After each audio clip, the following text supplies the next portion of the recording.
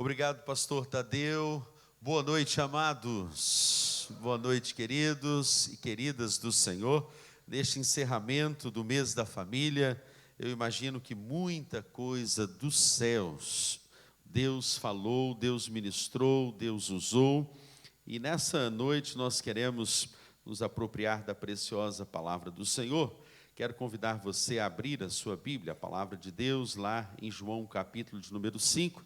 Eu sempre digo isto, né? Eu me casei com a Kelly, conheci a Kelly com 9 anos de idade, ela já sabia fazer angu e continua fazendo angu, gente. Ela não esqueceu, graças a Deus. Eu prosperei depois que casei com ela, engordei 8 quilos, Deus me abençoou muito, né? Me deu filhos maravilhosos, o Davi está com 20 anos, a Larissa com 15 anos. Nós louvamos ao nosso Deus pela vida dos irmãos, por essa igreja tão amável, pastor Tadeu, sua esposa, pastor Davi, são preciosíssimos, continuem cuidando bem. Os irmãos já têm essa mania de cuidar bem de pastor. Continuem cuidando, continuem abençoando a vida deste grande pastor, porque os irmãos fazem muito bem assim. Vamos então abrir a preciosa palavra do Senhor em João, capítulo de número 5. Eu quero pensar com você sobre o tema lute por sua família. Lute por sua família. João, capítulo de número 5, a preciosa palavra do Senhor que nos diz: passadas essas coisas, havia uma festa dos judeus, e Jesus subiu para Jerusalém. Ora, existe ali junto à porta das ovelhas um tanque, chamado em hebraico Betesda, o qual tem 5 pavilhões. Nestes jazia uma multidão de enfermos, cegos, coxos, paralíticos, esperando que se movesse a água, porque um anjo descia em certo tempo, agitando-a. E o primeiro que entrava no tanque, uma vez agitada a água, sarava de qualquer doença que tivesse. Na sua Bíblia, o verso 4, ele está entre parênteses, está? Veja aí, confira comigo. Se está entre parênteses, os estudiosos chegam a dizer que essa porção não quer dizer que era uma verdade, era um misticismo que havia nos dias de Jesus acerca deste tanque. Verso de número 5, estava ali um homem enfermo, havia 38 anos. Jesus, vendo-o deitado e sabendo que estava assim há muito tempo, perguntou-lhe: queres ser curado? Respondeu-lhe o enfermo: Senhor, não tenho ninguém que me ponha no tanque quando a água é agitada, pois enquanto eu vou, desce outro antes de mim. Então lhe disse Jesus: levanta-te, toma o teu leito e anda. Imediatamente o homem se viu curado, e tomando o leito, pôs-se a andar. E aquele dia era sábado. Por isso, disseram os judeus ao que fora curado: hoje é sábado, não te é lícito carregar o leito. Ao que ele lhes respondeu: o mesmo que me curou, me disse: toma o teu leito e anda. Perguntaram-lhe eles: quem é o homem que te disse: toma o teu leito e anda? Mas o que fora curado não sabia quem era, porque Jesus se havia retirado, por haver muita gente naquele lugar. Mais tarde, Jesus o encontrou no templo e lhe disse: olha, que já estás curado, não peques mais, para que não te suceda coisa pior. O homem retirou-se e disse aos judeus que fora Jesus quem o havia curado. E os judeus perseguiram Jesus porque fazia essas coisas no sábado. Mas ele lhes disse: meu pai trabalha até agora e eu trabalho também. Por isso, pois os judeus ainda mais procuravam matá-lo, porque não somente violava o sábado, mas também dizia que Deus era o seu próprio Pai, fazendo-se igual a Deus. Amém? Até aí temos lido a preciosa palavra do Senhor. Lute por sua família. Você já parou para pensar, querido, que a sua existência revela um propósito pelo qual você está nessa família? Por que você se casou com essa mulher? Por que você é filho desta mãe? Por que você é filho deste pai? Por que você é pai destes filhos? A sua existência revela um propósito. Não é à toa, não é por acaso que você, inclusive, está aqui nessa noite. O texto que acabamos de ler nos conta sobre Jesus. Jesus estava indo em direção a Jerusalém. O que haveria lá? Uma festa. E Jesus decide, ele escolhe, ele decide passar pela porta das ovelhas. Haveria uma porta melhor para o supremo pastor passar? A porta das ovelhas. Ele decide passar por ali. Ele está indo para a festa e ele então se depara com uma cena. Haviam ali enfermos, diz a palavra de Deus que eram ali umas 5 garagens, 5 alpendres, uma certa garagem que era construída, fora construída. Chegam até os estudiosos a dizer que essas garagens foram colocadas ali para tirar o foco do povo que passava em direção à festa, porque eles não podiam se deparar com enfermos, coxos, leprosos, aqueles que estavam com uma enfermidade, eles iriam atrapalhar. Na cultura judaica, se pensava o seguinte: quem tem uma enfermidade é porque está com pecado. Então nós vamos fazer o seguinte, vamos retirar o foco, vamos retirar o propósito deles, de estarem aos pés, na escadaria do templo, pedindo esmolas, e vamos colocar estas pessoas lá, naquele lugar, chamado tanque de Betesda, que em hebraico significa lugar de misericórdia. Jesus está passando por ali, ele escolheu passar ali. Não foi o paralítico que pediu Jesus, não foram os enfermos que clamaram por Jesus agora, foi Jesus que escolheu. Você já parou para pensar se nessa multidão de pessoas que está aqui, você que nos ouve através da sua casa, se Jesus escolher você? Você já parou para pensar se Jesus nessa noite, ele decidir escolher a sua casa para derramar bênção sem medida sobre o seu lar? Porque é ele quem escolhe, não foi o paralítico, Jesus escolheu, e quando ele passa por ali, havia a festa, e havia o lixo, a escória, haviam ali os enfermos. Se fosse você, se tivesse a festa e o lixão de Gramacho, qual lugar você escolheria? Você escolheria a festa ou o lixão de Gramacho? Vamos ser sinceros, abre o confessionário aí nessa noite, a festa ou o lixão de Gramacho?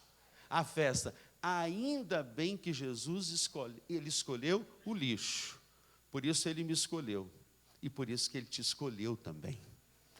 Ainda bem que Jesus escolhe você, ele escolheu estar naquele lugar.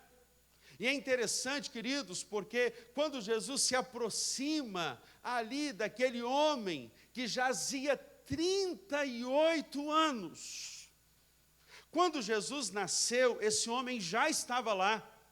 Jesus começa o seu ministério com 30 anos. Com 30 anos, Jesus dá início ao seu ministério. Quando Jesus começa o ministério, esse homem já havia 38 anos que ele estava ali. Eu fico imaginando Jesus criança, indo com seus pais a Jerusalém, porque era costume, anualmente, o filho ir com os pais no templo, adorar na Páscoa, e Jesus passava por ali. Jesus conhecia a dor daquele homem. Jesus sabia o que aquele homem estava passando. E Jesus conhece o que você passa no íntimo do seu ser. Ele conhece aquilo que ninguém vê, aquilo que está no quarto, aquilo que está no quarto da intimidade. Ele sabe o que está na sala dos relacionamentos dentro da sua casa. Quantos relacionamentos não estão lá bons, não estão bem uns com os outros? Ele sabe que na cozinha da sua casa, o que diz respeito à provisão do seu lar, muitas coisas têm faltado.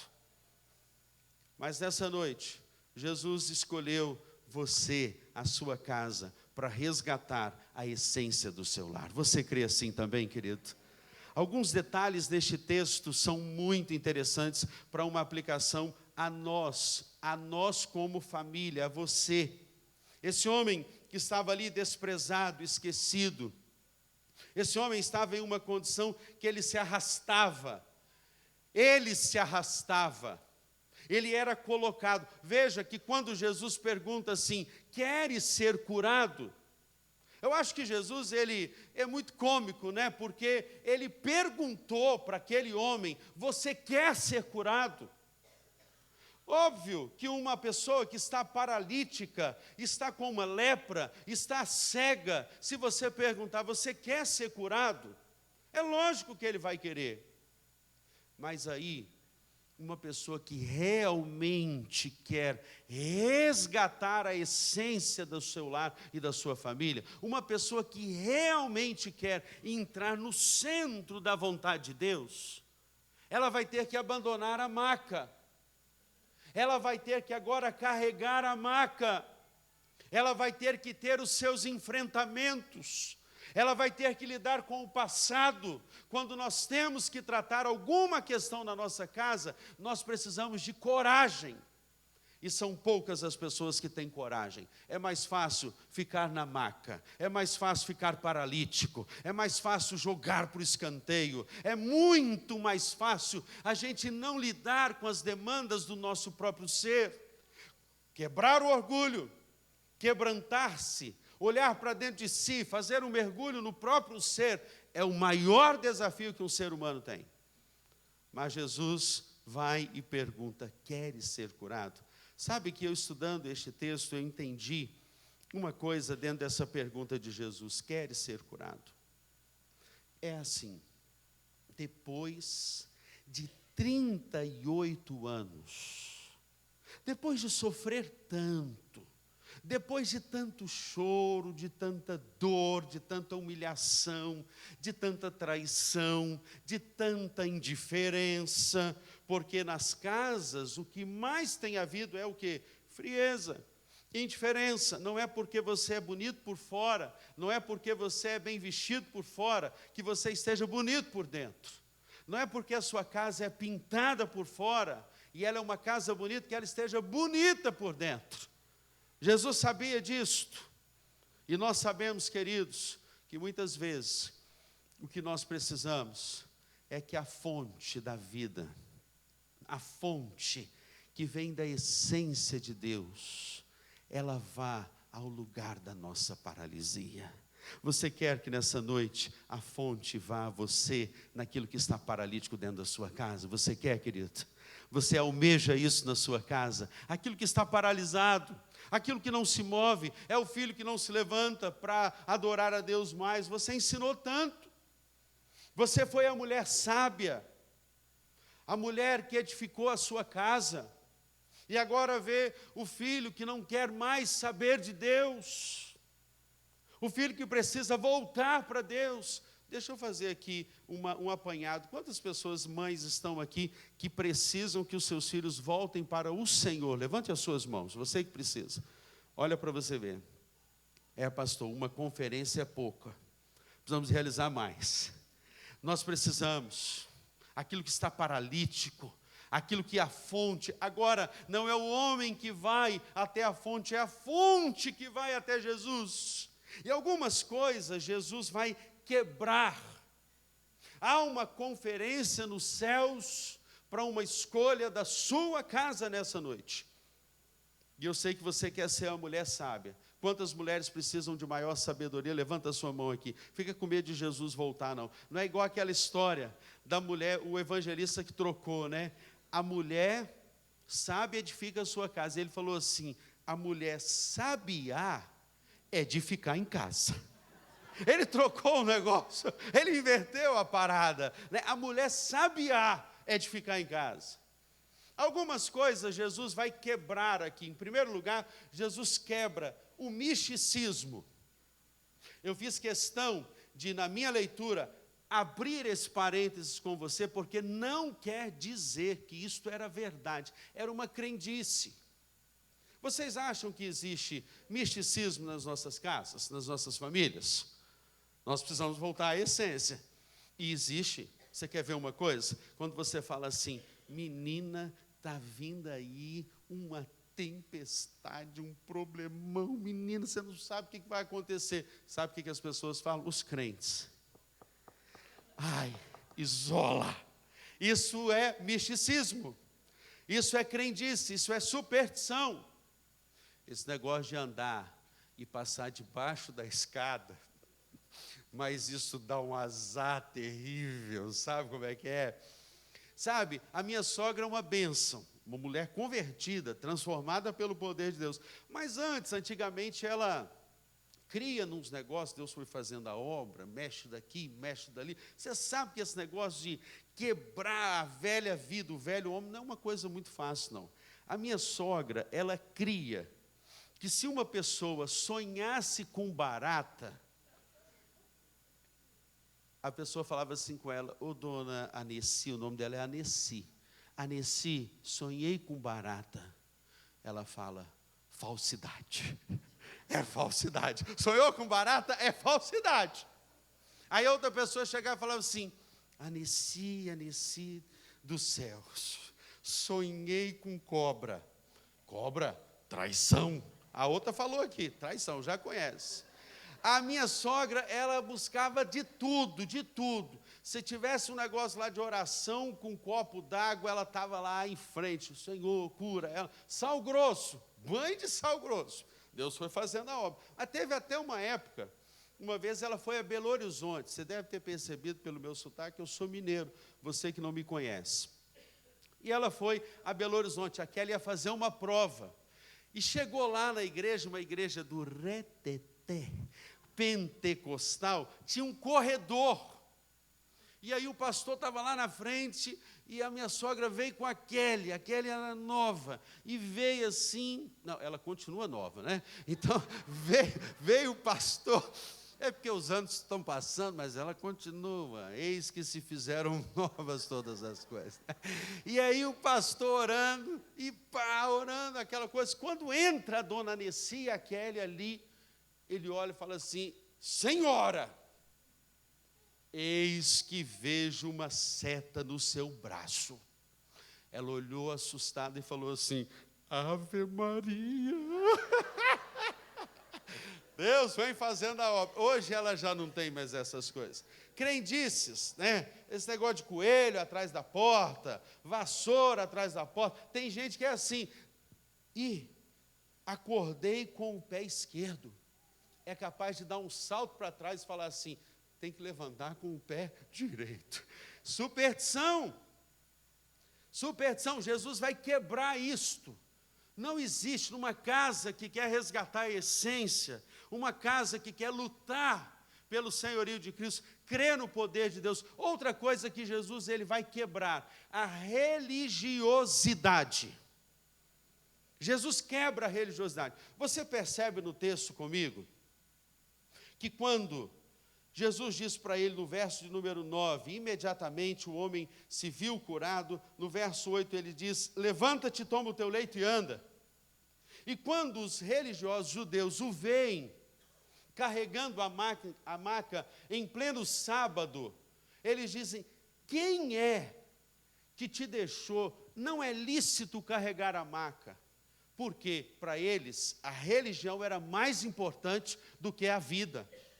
As coisas na casa que não resgatou a essência, as coisas, a matéria, é mais importante do que as pessoas.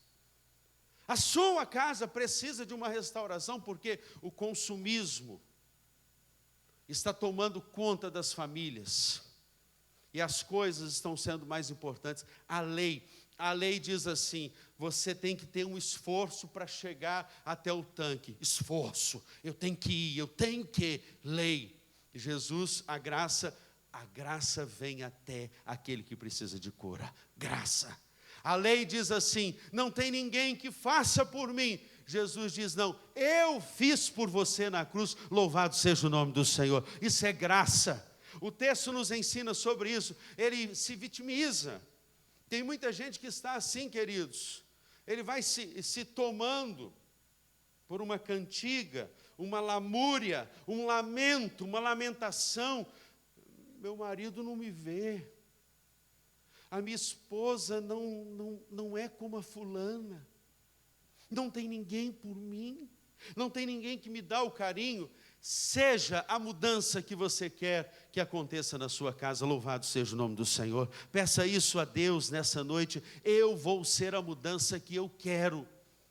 Eu quero que a minha esposa, ela seja mais carinhosa. Seja carinhoso, seja amoroso. Você quer uma mulher abençoada, animada com você? Lava as vasilhas para ela, vai haver avivamento no nome do Senhor Jesus na sua casa. Chega lá domingão,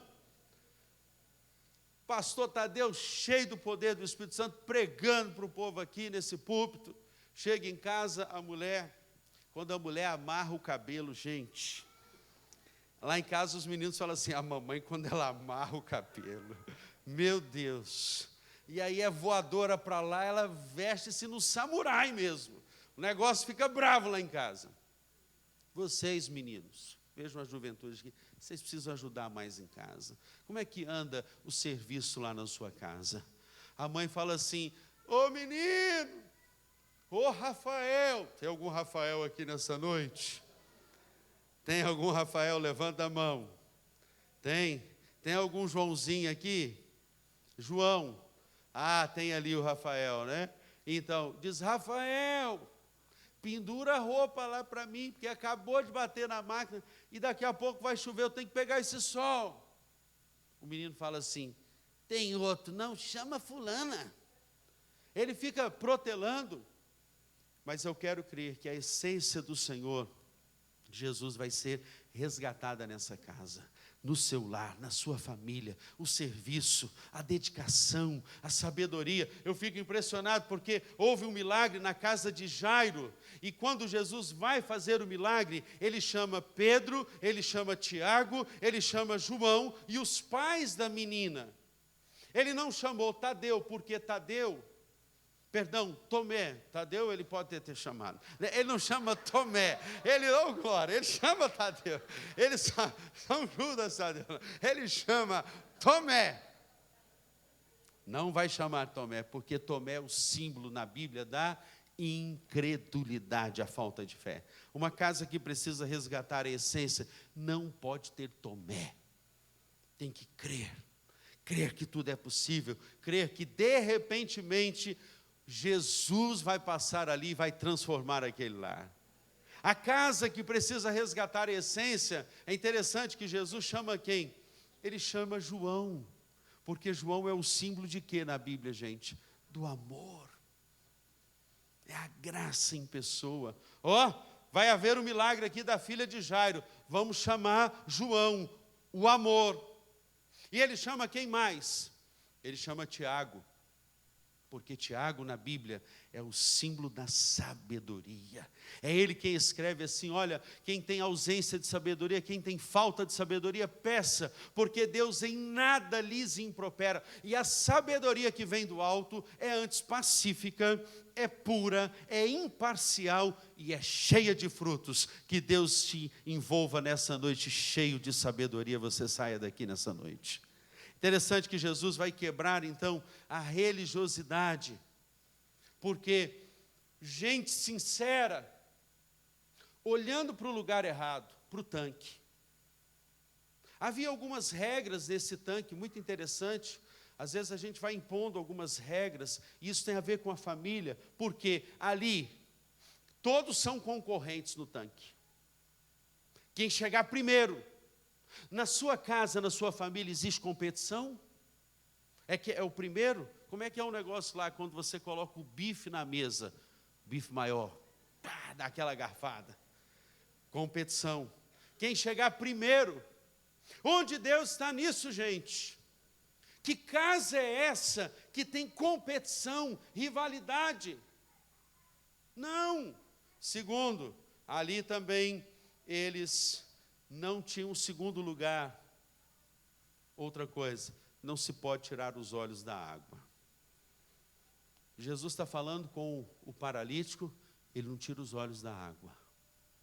Quem sabe, meu amado, o milagre ainda não aconteceu na sua vida, porque você está olhando para o tanque, a preocupação, o dinheiro, o lugar errado. Você está olhando, os problemas, a raiz de amargura, a frase. Você está olhando para o lugar errado. É por isso que ainda não aconteceu aquilo que você precisa que aconteça na sua casa. Você está olhando para a direção errada. Você olha para o homem, sua expectativa é altíssima. Você acha que casou com um semideus, mas o seu marido, a sua esposa, são seres humanos. Você quer ver uma coisa, como teve gente que já pecou aqui hoje? Qual o marido que disse, eu te amo para a esposa? Levanta a sua mão. Corajoso, hoje, só hoje, levanta a sua mão. Pastor, um congresso só, uma conferência está complicado. 3 pessoas no meio dessa multidão não falaram, eu te amo. Talvez você esteja, aí já é ele Deus, né, irmão? Então, olhando para a coisa errada, para o tanque das emoções, o tanque da amargura. Mas eu aprendo aqui uma outra verdade nessa noite. Cuidado. Se você realmente quer que a essência de Deus seja resgatada no seu lar e na sua família, cuidado com os falsos movimentos. Eles acreditavam que se o anjo viesse, iria agitar a água. Falso movimento. Quando uma pessoa, ela vai ao templo, e o culto, a essência de Jesus não muda o coração dela, é um falso movimento. Ela canta uma canção, mas em casa briga com a esposa. O papagaio quer voar da gaiola porque ele já não aguenta mais a briga lá dentro daquela casa. O cachorro já está até com medo quando você chega, porque quando você está dócil, e nós precisamos resgatar nas nossas casas a docilidade no falar. Qual é um dos grandes problemas da família? A comunicação. O pai não sabe chamar a atenção, o pai não sabe trabalhar a motivação, o pai muitas vezes ele é o provedor, mas muitas vezes ele é ríspido, ele é áspero. E ele se vê em meio a um lar que precisa, toda a casa, o filho está suscitando a ira dentro de casa também, porque o pai fala, o filho não obedece, o pai fica irado e fala de um jeito errado. Falso movimento. Ó, tá vendo? Porque essa informação, Siri, é só na Bíblia que tem, louvado seja o nome do Senhor. Você não tem mesmo. Tá vendo? Ela está querendo conversar comigo, mas o meu foco não é no tanque, Siri. O meu foco é na palavra. Falso movimento. Olha o que disse John Bunyan no livro O Peregrino. Simplesmente porque você vê alguém, você seja essa pessoa que está falando sobre uma experiência cristã ou doutrina, não significa que você tenha experimentado a realidade no seu coração. Não quer dizer que você tenha cantado, não quer dizer que você tenha ouvido uma palavra que de fato você mudou. É isso que John Bunyan vai dizer no livro O Peregrino. O Leonard de Ravenel, que escreveu o livro Porque Tarda o Pleno Avivamento, citando Jonatas Edwards, ele disse o seguinte: uma gratidão graciosa, que ama a Deus pelo que Ele é em si, mesmo ao contrário do que Ele pode fazer ou fez por mim. Falso movimento. Muitas vezes nós estamos na igreja, a família vai para a igreja, a família vai para casa, mas há reclamação, há murmuração, e nessa noite eu quero crer que você vai deixar, nessa noite, hoje, Deus te escolheu, Deus te visitou hoje, Deus foi a fonte para você hoje, Ele foi para a sua paralisia hoje, como foi para esse paralítico. Você crê nisso nessa noite, querido? Então você vai deixar de ser murmurador para ser um adorador. Deixe de ser um murmurador, seja um adorador, porque o Pai procura. Eu acho lindo porque quando Samuel vai à casa de Jessé, e ele passam todos os filhos de Jessé, e nenhum deles era o que Deus havia falado com Samuel, o profeta. Tem mais nenhum filho aí, não? Ah, tem um lá no campo, o esquecido, até o rejeitado. Manda chamar. Quando chega Davi, Deus fala assim com Samuel: achei um homem segundo o meu coração. Para Deus falar isso, é porque Ele estava procurando, e Ele está procurando, e Ele continua procurando um filho segundo o coração de Deus. Ele continua procurando um homem segundo o coração de Deus. Ele está procurando, achei. Eu estava procurando, agora achei. Achei você, mulher cheia de virtudes do fruto do Espírito Santo. Louvado seja o nome do Senhor. As encenações são fáceis. A coreografia é fácil, levantar a mão é fácil, falar bem é fácil, basta um treino e nós podemos falar bem. Você pode treinar a ser um bom crente, sabia? Mas na essência da vida cristã, ser um homem dentro de casa é diferente.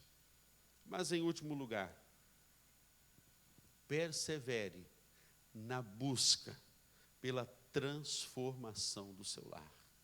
Sabe uma coisa que me encanta?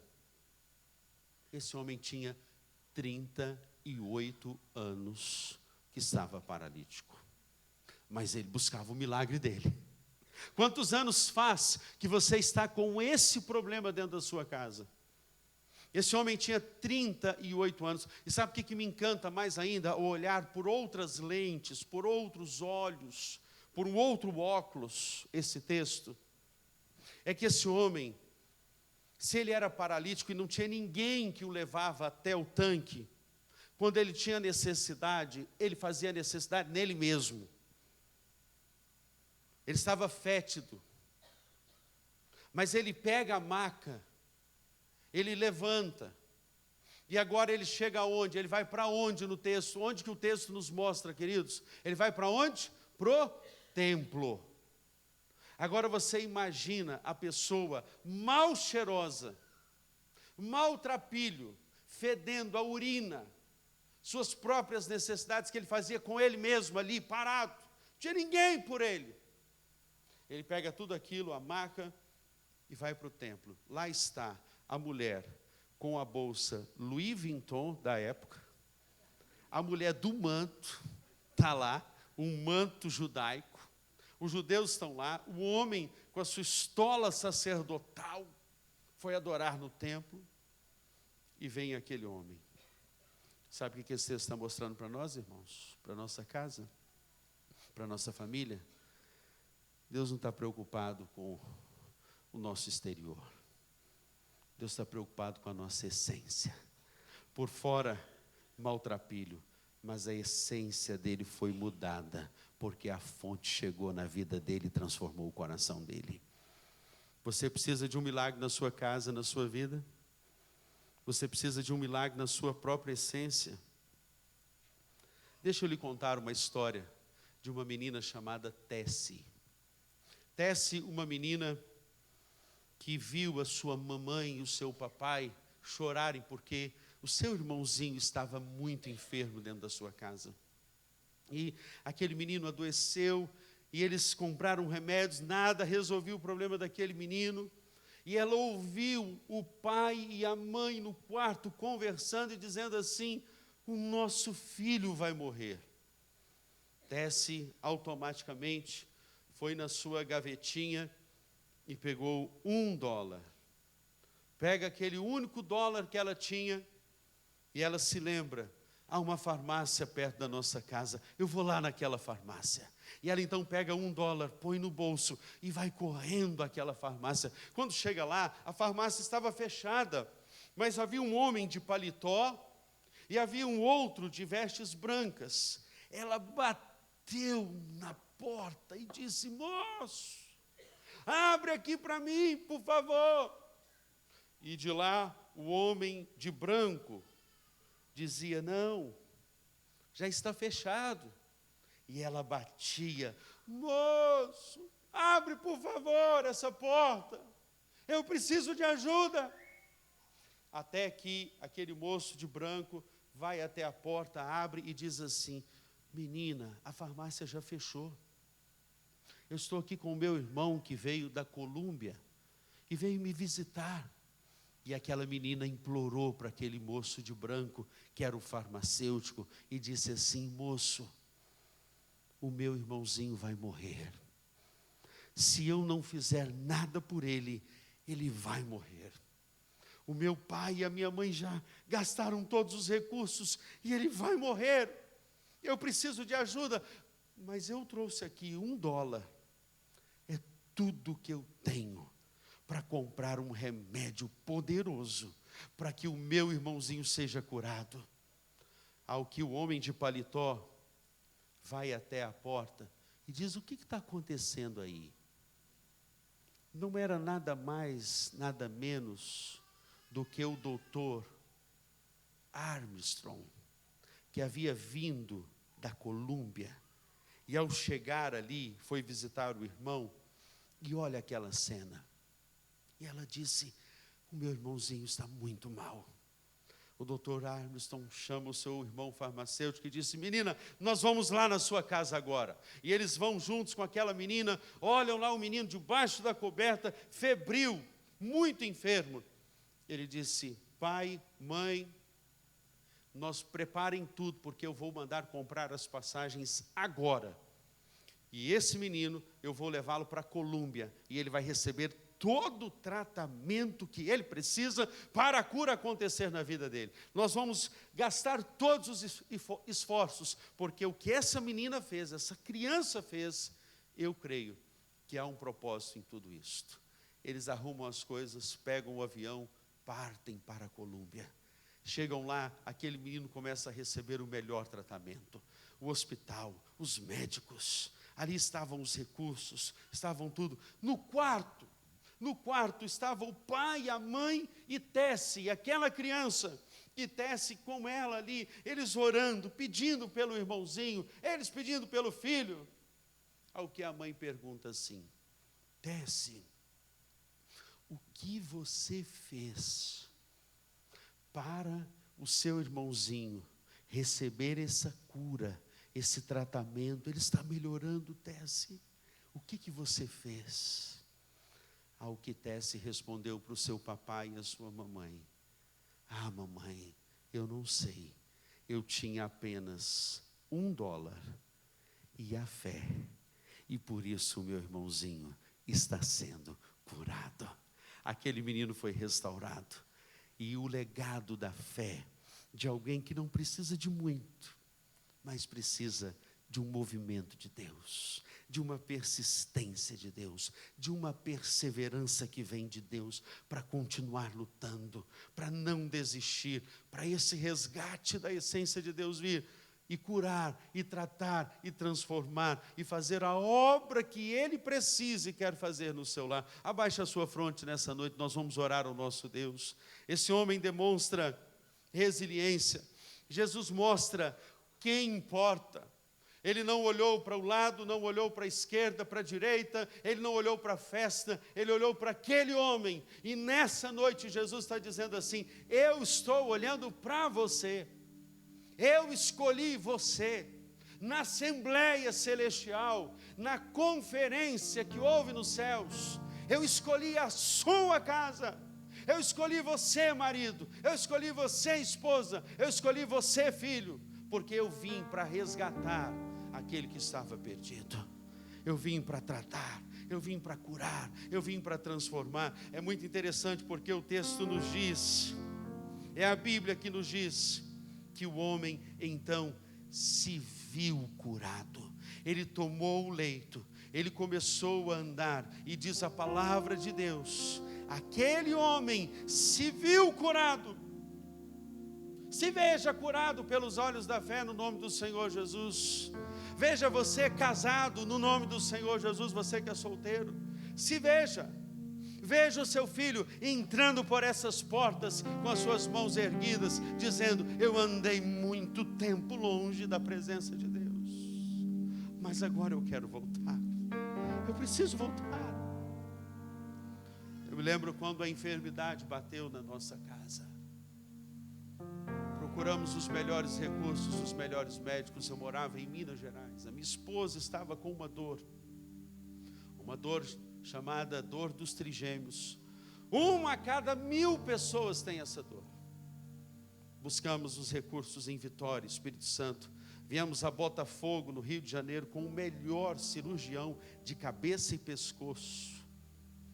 Aquele médico disse para nós: olha, você, Kelly, você pode até não morrer disto, mas você vai morrer com isto. Saímos dali abatidos. Saímos dali mal. Ao que nos mudamos para o Rio de Janeiro, e eu me lembro como se fosse hoje, no meio da igreja, eu me ajoelhei. Eu já não aguentava mais ver a minha esposa sofrer com aquela dor. Havia momentos que ela tomava Tramal, tomava remédios, morfina, para dor. Eu dormia com a minha mão no seu rosto, dizendo: Senhor, não permita mais essa dor para minha esposa. Pode passar essa dor para mim. Eu só não aguento mais essa dor. Ao que me ajoelhar no templo da PIB de Moça Bonita. No outro dia, era uma segunda-feira, e a Kelly disse: não tenho mais dor. O Senhor me curou. Nós não desistimos. Ouvimos os nãos, ouvimos o diagnóstico, ouvimos o prognóstico. Talvez o diagnóstico para sua casa é: não tem mais jeito. Talvez você veio para essa conferência e diz assim: que essência o quê? A minha casa está revirada, a minha casa está uma bagunça, as minhas finanças estão uma bagunça, o meu filho não respeita, a minha esposa, a cumplicidade foi embora.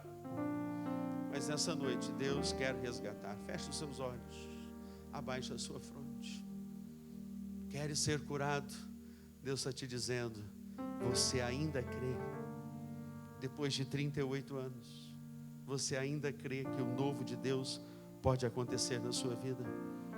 Você precisa disso nessa noite. Resgatar essa essência. Se coloque de pé. Você que precisa disso na sua casa, na sua família, no seu lar, para o seu filho, para o seu marido, para a sua esposa, para você mesmo, para o seu relacionamento, para a sabedoria reinar, para a fé vir. A fé precisa vir. Tiago precisa entrar na casa de Jairo para a fé voltar. João precisa entrar mesmo para o amor entrar.